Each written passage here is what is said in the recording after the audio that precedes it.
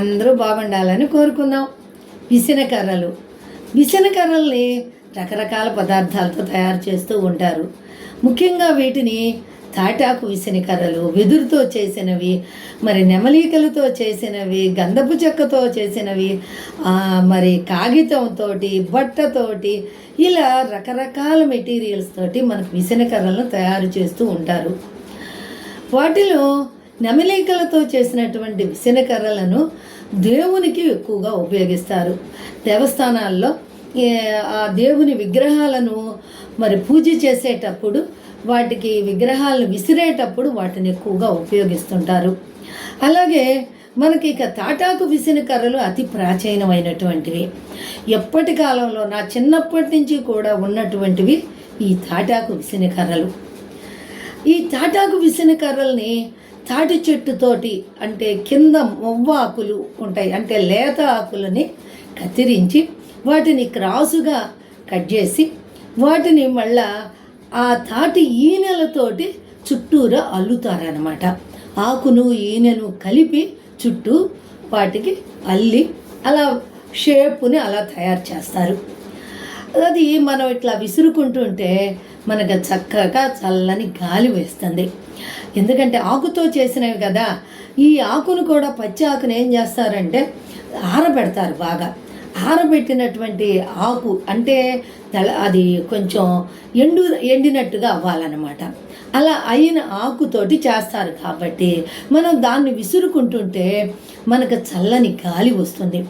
పాతకాలంలో కరెంట్ ఉండేది కాదు, ఫ్యాన్లు లేవు, ఎయిర్ కూలర్స్ లేవు, మరి ఇలా ఏసీలు లేవు, ఇవన్నీ ఏం ఉండేవి కాదు కదా.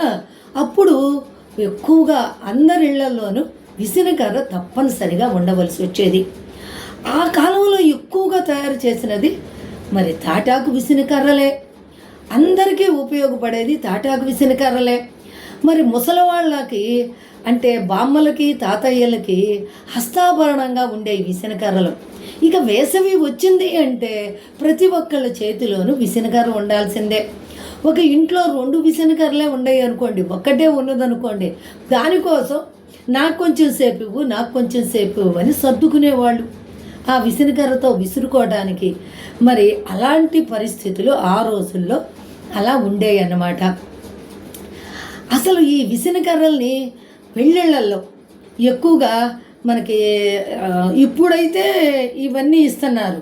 మన రిటర్న్ గిఫ్ట్ అని ఒకటి మరి గాజుతో చేసినవి, స్టీలుతో చేసిన పాత్రలు ఏయో ఇస్తున్నారు పరికరాలను. ఇప్పుడు ఆ రోజుల్లో పెళ్ళి జరుగుతుందంటే ఎక్కువగా రాత్రిపూట పెళ్ళిళ్ళు జరిగాయి. ఉదయమైనా కూడా ఆ పెళ్ళిలో వాళ్ళకి గాలి రాదు కాబట్టి ఆ గాలి కోసం అని చెప్పని విసనకర్రలు ప్రతి ఒక్కళ్ళకి కూడా పంచేవాళ్ళు, ఇచ్చేవాళ్ళు అనమాట. వాటినే గిఫ్ట్గా. వాసన చూసుకోవటానికి 2 కర్పూరపు బిళ్ళతో ఒక పుల్ల, అది వాసన చూసుకుంటూ విసురుకుంటూ ఉండేవాళ్ళు అనమాట. ఆ పెళ్ళిళ్ళల్లో ఎక్కువ శాతం విసనకర్రలను పంచేవాళ్ళు. అలా ప్రతి ఒక్క ఇంటికి వాళ్ళు మళ్ళీ ఆ విసనకర్రలను తీసుకెళ్తూ ఉండేవాళ్ళు. ఆ పెళ్ళి చూసినంతసేపు ఆ విసనకర్రతో విసురుకుంటూ, అంటే అప్పుడు కూడా మరి అక్కడ ఇవి ఉండవు కదా, తాటాకు పందిళ్ళే వేసేది. ఆ తాటాకు పందిళ్ళే కాస్త చల్లగా ఉంటాయి, ఈ విసనకర్రలు ఇంకొంచెం చల్లదనాన్ని ఇస్తాయి. అలా విసురుకుంటుంటే కాస్త చల్లగా ఒంటికి హాయిగా అనిపించేదన్నమాట.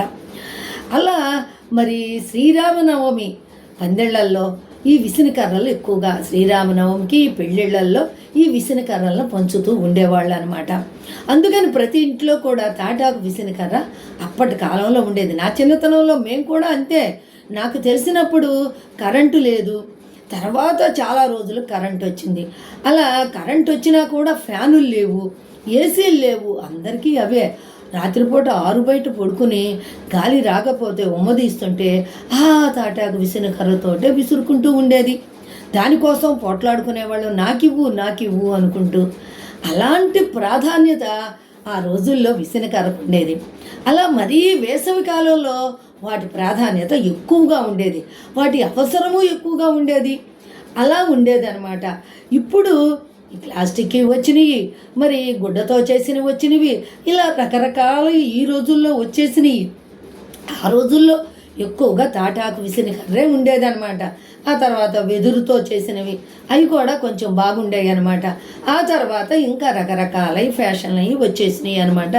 ఇప్పుడు ఇంక చెప్పే పని లేదు. గాలి కావాలంటే పంకాలు ఉన్నాయి, ఫ్యాన్లు ఉన్నాయి, ఏసీలు ఉన్నాయి, కూలర్లు ఉన్నాయి, ఇన్ని రకరకాల ఎలక్ట్రికల్ పరికరాలు ఉన్నాయి. ఎన్ని పరికరాలు ఉన్నా కూడా విసనకర్ర తర్వాతేనండి. మరి విసనకర్రను మనం ఎక్కడికైనా తీసుకువెళ్ళొచ్చు, మనతో పాటు సంచిలో పెట్టుకుని తీసుకెళ్తాం. దారిలో ఇబ్బంది కలిగితే విసురుకుంటాము. అలాంటి మరి ఎంతో ప్రయోజనకారి విసనకర్ర. అయితే నేను షూటింగ్లకి వెళ్తుంటాను కదా, రకరకాల ఫ్యానులు తెస్తారు, ఛార్జింగ్ ఫ్యాన్లు. అన్నిటికీ ఛార్జింగ్ పెట్టుకుంటే 3-4 గంటలు ఆ ఛార్జింగ్ ఉపయోగపడుతుంది. ఇంత ఫ్యాన్ కాడించి ఇంత ఫ్యాను పెద్ద ఫ్యాన్ దాకా ఛార్జింగ్ ఫ్యాన్లు ఉన్నాయి. అక్కడికి అసలు మనం షూటింగ్కి వెళ్తే ప్రతి ఒక్కళ్ళ చేతిలోనూ ఒక ఫ్యాన్ ఉంటుంది. అవి కూడా రకరకాల మోడల్స్, రకరకాల ఫ్యాన్లు, ఇవన్నీ కూడా తెచ్చుకుంటూ ఉంటారు. మనం చూస్తానికి కూడా చాలా బాగుంటూ ఉంటాయి అన్నమాట, కన్నుల విందుగానే ఉంటాయి. అలా ఈ రోజుల్లో మరి గాలి రావడం కోసమని ఇబ్బంది పడాల్సిన పని లేదు. ఇలాంటివన్నీ వచ్చేసాయి కదా, ఈ ఛార్జింగ్ ఫ్యాన్లు ఉన్నాయి. ఇంటికి వెళ్తేనే కరెంట్ ఉంటేనే మనకి ఫ్యాన్ అనేది లేదు. ఈ లోపల ఛార్జింగ్ పెట్టేసుకొని ఫ్యాన్ పెట్టుకుంటే కరెంటు పోయినా కూడా మనకి గాలి వస్తుందన్నమాట. ఇలాంటి రకరకాల సదుపాయాలన్నీ ఈ రోజున వచ్చినాయి. కానీ ఆ రోజుల్లో అందరికీ ఉపయోగపడేది తాటాకు విసనకర్ర. దానికి అంత ప్రాధాన్యత ఉందన్నమాట. ఇప్పుడు మీరు కూడా ఎక్కడన్నా మరి పడేసిన పాత సామానుల్లోనో ఆటల్లోనో పడేసినటువంటి ఉండే విసనకర్ర ఉంటే కనుక అది తీసి మళ్ళీ దులిపేసి నీట్గా చేసుకొని దాంతో ఉపయోగించుకోండి. ఎందుకంటే చల్లని గాలి వస్తుంది, ఆరోగ్యానికి కూడా మంచిది. ఏమంటారు? ఇది మీకు నచ్చినట్టయితే ఒక లైక్ చేయండి, ఒక కమెంట్ ఇవ్వండి, మీకు కుదిరితే షేర్ చేయండి.